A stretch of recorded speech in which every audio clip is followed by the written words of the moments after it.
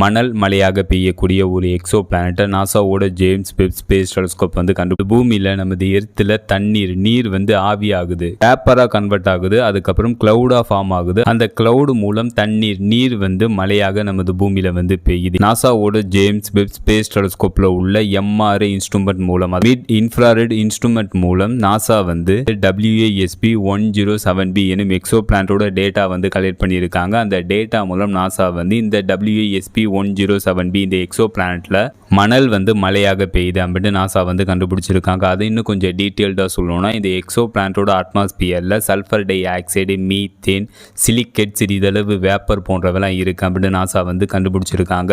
இந்த எக்ஸோ பிளானட்டோட டெம்பரேச்சர்னால இந்த எக்ஸோ பிளானட்டில் இருக்கக்கூடிய சிலிக்கேட் வந்து வேப்பர் ஆகுது, ஆவியாகுது, கிளவுடாக ஃபார்ம் ஆகுது. அந்த கிளவுடில் உள்ள வேப்பர் சிலிக்கேட் குளிர்ச்சி அடையும் போது சிறிதளவு மைக்ரோஸ்கோபிக் மணல் துகளாக மாறுது.